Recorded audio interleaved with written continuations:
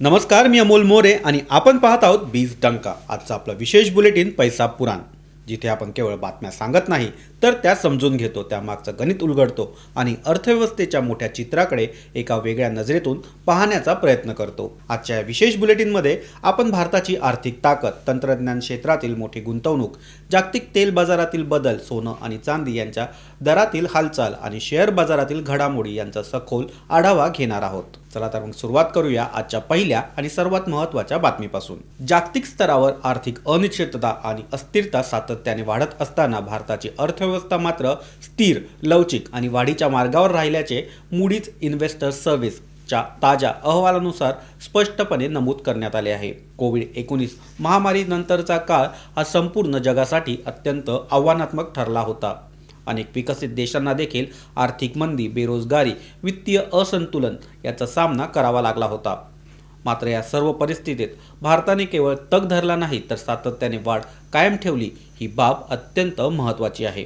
या अहवालात भारताच्या अर्थव्यवस्थेच्या ताकदीमागील काही प्रमुख घटक अधोरेखित करण्यात आले आहेत. त्यातील सर्वात महत्त्वाचा घटक म्हणजे देशाचा मोठा विदेशी चलनसाठा. सध्या भारताकडे सुमारे 500 अब्ज डॉलर म्हणजेच जवळपास 40 लाख कोटींचा फॉरेक्स साठा हा जमा आहे. हा साठा केवळ आकड्यांच्या स्वरूपात नसून तो भारताच्या आर्थिक सुरक्षिततेचं भक्कम कवच आहे. जागतिक बाजारात कोणतीही अस्थिरता निर्माण झाल्यास किंवा परकीय गुंतवणूक अचानक कमी झाल्यास हा साठा रुपयाला स्थैर्य देतो आणि आयात खर्च नियंत्रणात ठेवण्यास मदत करतो. विशेष म्हणजे कच्चे तेल, इलेक्ट्रॉनिक्स आणि इतर महत्त्वाच्या वस्तूंची आयात करणाऱ्या भारतासाठी हा साठा अत्यंत निर्णायक ठरतो. महागाईच्या बाबतीत देखील भारताने तुलनेने चांगले संतुलन हे राखले आहे. गेल्या काही वर्षात जगभरात महागाईचा दर हा 7 ते 9% वाढलेला दिसून आला. युरोप आणि अमेरिकेच्या अर्थव्यवस्थांना देखील या महागाईच्या लाटेचा मोठा फटका बसला. मात्र भारताने महागाईचा दर हा सरासरी 5 ते 6% दरम्यान ठेवण्यात यश मिळवले. यामध्ये रिझर्व्ह बँक ऑफ इंडियाच्या चलनविषयक धोरणांचा मोठा वाटा आहे. रेपो रेटमधील बदल, चलनविषयक नियंत्रण आणि बँकिंग व्यवस्थेवरील देखरेख यामुळे महागाईवर नियंत्रण ठेवणे शक्य झाले. भारताची अर्थव्यवस्था मजबूत राहण्यामागे आणखी एक महत्त्वाचा स्तंभ म्हणजे देशांतर्गत मागणी. सुमारे 140 कोटी लोकसंख्या असलेला भारत हा जगातील सर्वात मोठ्या ग्राहक बाजारापैकी एक आहे. यामुळे जागतिक मंदी किंवा बाह्य धोके बसले तरी देशांतर्गत खरेदीमुळे अर्थव्यवस्थेला आधार मिळतो. उदाहरणार्थ रिटेल, FMCG, ऑटोमोबाईल आणि रिअल इस्टेट या क्षेत्रांमध्ये देशांतर्गत मागणी सतत टिकून असल्याने आर्थिक गती कायम राहते. याशिवाय भारताची बँकिंग व्यवस्था, वित्तीय क्षेत्र देखील स्थिर असल्याचे या अहवालात नमूद करण्यात आले. गेल्या काही वर्षात बँकांच्या MPA घट झाली आहे. तसेच भांडवली पुरेसा साठा आणि कर्ज वाटपाची क्षमता देखील सुधारली आहे. यामुळे उद्योगांना कर्ज पुरवठा सुलभ होतो आणि गुंतवणुकीला चालना मिळते. GDP वाढीबाबत बोलायचं झालं तर भारताचा वाढदर हा 6 ते 7% दरम्यान राहिला आहे, जो जागतिक स्तरावर अत्यंत समाधानकारक मानला जातो. अनेक विकसित देशांचा वाढदर हा 2 ते 3% दरम्यान असताना देखील भारताची ही गती अधिक प्रभावीपणे दिसून येते. यामुळे भारत हा जगातील सर्वात वेगाने वाढणाऱ्या मोठ्या अर्थव्यवस्थेपैकी एक ओळखला जात आहे. मात्र या सकारात्मक चित्रासोबत काही आव्हाने देखील आहेत. भारताचे सार्वजनिक कर्ज सध्या GDPच्या सुमारे 80 ते 85% आहे, जे तुलनेने जास्त मानले जाते. तसेच वित्तीय तूट देखील 5 ते 6% दरम्यान आहे. या दोन्ही बाबींवर नियंत्रण ठेवणे भविष्यात अत्यंत गरजेचे आहे. अन्यथा दीर्घकालीन आर्थिक स्थैर्यावर त्याचा परिणाम हा होऊ शकतो. याशिवाय जागतिक स्तरावर चालू असलेले भूराजकीय तणाव, व्यापार युद्ध आणि पुरवठा साखळीतील अडथळे हे भारतासाठीही संभाव्य धोके ठरू शकतात. त्यामुळे धोरणात्मक पातळीवर सावधगिरी बाळगणे आणि आर्थिक सुधारणा सातत्याने राबवणे आवश्यक आहे. एकंदरीत पाहता मजबूत विदेशी चलनसाठा, नियंत्रित महागाई, स्थिर बँकिंग व्यवस्था, वाढती देशांतर्गत मागणी आणि सातत्याने वाढणारा GDP या घटकामुळे भारताची अर्थव्यवस्था जागतिक धक्क्यांना समर्थपणे तोंड देत आहे.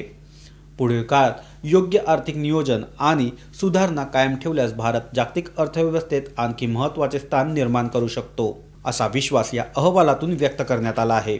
आता इथून पुढे वळूया एका अशा क्षेत्राकडे जो भविष्यात अर्थव्यवस्थेचा कणा ठरणार आहे, सेमीकंडक्टर उद्योग. केंद्र सरकारने देशाच्या तंत्रज्ञान क्षेत्राला मोठी चालना देण्यासाठी सुमारे 3,936 कोटी रुपयांच्या 2 महत्त्वाच्या सेमीकंडक्टर प्रकल्पांना मंजुरी दिली आहे. हे प्रकल्प इंडिया सेमीकंडक्टर मिशन अंतर्गत उभारले जाणार असून भारताला जागतिक चिप उत्पादन साखळीत एक मजबूत स्थान मिळवून देण्याचा त्यामागचा उद्देश आहे. सध्या जगभरात सेमीकंडक्टर म्हणजे चिप्स यांचे महत्त्व प्रचंड वाढले आहे. मोबाईल फोन, संगणक, टीव्ही, ऑटोमोबाईल, संरक्षण क्षेत्र, वैद्यकीय उपकरणे असे जवळपास प्रत्येक आधुनिक तंत्रज्ञानाच्या उत्पादनात चिप्सचा वापर हा मोठ्या प्रमाणावर होतो. त्यामुळे या क्षेत्रात नियंत्रण मिळवणे आणि भविष्यातील अर्थव्यवस्थेवर नियंत्रण मिळवणे हे एकच आहे. भारत मात्र अद्याप मोठ्या प्रमाणावर सेमीकंडक्टर आयातीवर अवलंबून आहे. चीन, तैवान, दक्षिण कोरिया आणि अमेरिकासारख्या देशांकडून मोठ्या प्रमाणात चिप्स या आयात केल्या जातात. यामुळे पुरवठा साखळीतील अडथळे निर्माण झाले तर त्याचा थेट परिणाम भारताच्या उत्पादन क्षेत्रावरती पाहायला मिळतो. कोविड काळात आणि त्यानंतरच्या जागतिक तणावात हे स्पष्टपणे दिसून आले. याच पार्श्वभूमीवर केंद्र सरकारने देशांतर्गत उत्पादन वाढवण्याचा ठोस निर्णय घेतला आहे.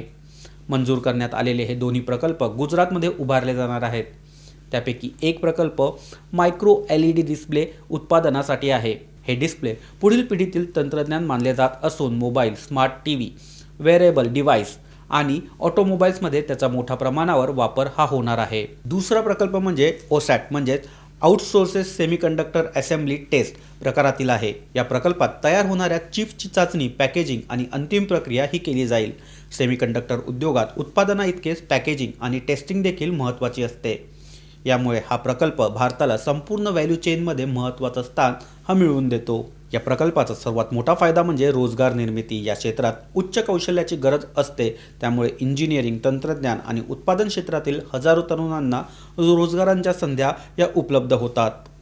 याशिवाय अप्रत्यक्षपणे अनेक पूरक उद्योगांना देखील या परिसरात चालना मिळते, जसे की लॉजिस्टिक्स, सप्लाय चेन आणि उपकरण निर्मिती आणि सेवा क्षेत्र.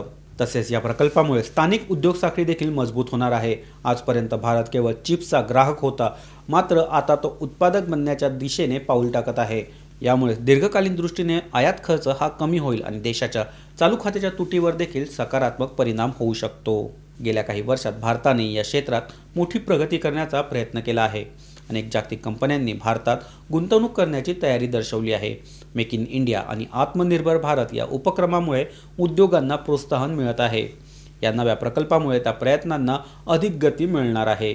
जागतिक स्तरावर देखील सध्या सेमीकंडक्टरसाठी स्पर्धा वाढली आहे.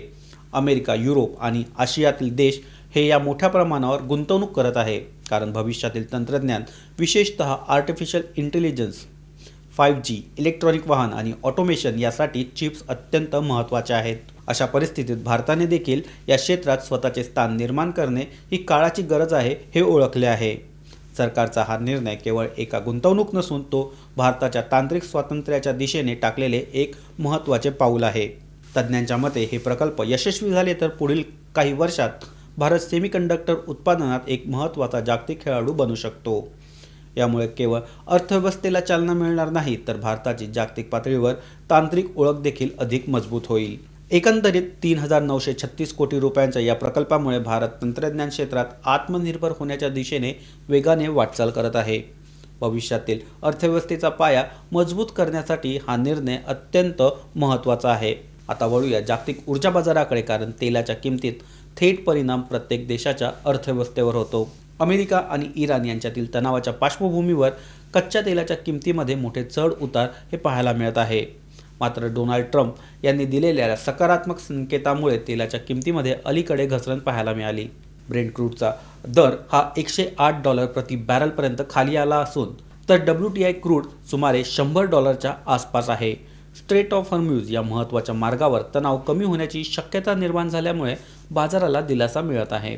तेलाच्या किमती कमी होणे हे भारतासाठी सकारात्मक संकेत मानले जातात, कारण यामुळे आयात खर्च कमी होत आहे आणि महागाईवर नियंत्रण मिळवणं सोपं होत आहे.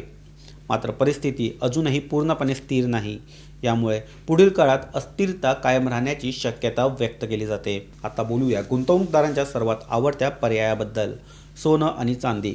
6 मे 2026 रोजी देशांतर्गत सराफा बाजारात सोन्याच्या आणि चांदीच्या दरांमध्ये वाढ नोंदवली गेली. जागतिक आर्थिक अनिश्चितता, डॉलरमधील चढ उतार आणि सुरक्षित गुंतवणुकीकडे वाढता कल यामुळे मौल्यवान धातूंना पुन्हा एकदा मागणी मिळत आहे.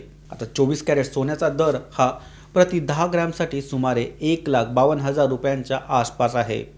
तर चांदीच्या दरात देखील वाढ झाली असून प्रति किलो चांदी ही 2,52,000 रुपयांच्या दरम्यान आहे। या वाढीमागे सर्वात मोठं कारण म्हणजे जागतिक अनिश्चितता। अशा परिस्थितीत गुंतवणूकदार सुरक्षित पर्याय शोधतात आणि सोन्याकडे वळतात। महागाईचा दबाव वाढला की सोन्याची मागणी आणखी वाढते, त्यामुळे दरांना आधार मिळतो। चांदीच्या बाबतीत देखील औद्योगिक वापर हा महत्त्वाचा घटक ठरतो। सौर ऊर्जा आणि इलेक्ट्रॉनिक क्षेत्रातील वाढत्या मागणीमुळे चांदीच्या किमतींनाही पाठबळ मिळत असते। तज्ज्ञांच्या मते आगामी सणासुदीच्या आणि लग्नसराईचा हंगाम लक्षात घेता सोन्याची मागणी वाढण्याची शक्यता आहे। यामुळे दरांमध्ये आणखी चढ उतार पाहायला मिळू शकते। मात्र गुंतवणूक करताना दीर्घकालीन दृष्टिकोन ठेवणे गरजेचे आहे। अल्पकालीन हालचालीवर आधारित निर्णय घेण्यापेक्षा नियोजनबद्ध गुंतवणूक करणं अधिक योग्य। एकंदरीत सोनं आणि चांदी हे अजूनही सुरक्षित आणि स्थिर गुंतवणुकीचे पर्याय मानले जातात। जागतिक परिस्थितीच्या पार्श्वभूमीवर त्यांची मागणी कायम राहण्याची शक्यता आहे। आता शेवटी पाहूया आजचा शेअर बाजार। 6 मे 2026 रोजी भारतीय शेअर बाजारात सकारात्मक वातावरण पाहायला मिळालं। सेन्सेक्स आणि निफ्टीमध्ये वाढ ही नोंदवली गेली। जागतिक संकेत, तेलाच्या किमतीतील घसरण आणि चांगले कॉर्पोरेट निकाल हे या वाढीचे प्रमुख कारण ठरले। बँकिंग, ऑटो आणि IT क्षेत्रात चांगली खरेदी दिसून आली। रुपया मजबूत झाल्यामुळे आणि परदेशी गुंतवणूक वाढल्यामुळे बाजाराला आणखी चालना मिळाली। तथापि काही क्षेत्रांमध्ये दबाव देखील दिसून आला। तज्ज्ञांनी गुंतवणूकदारांना सावध राहण्याचा सल्ला देखील दिला आहे।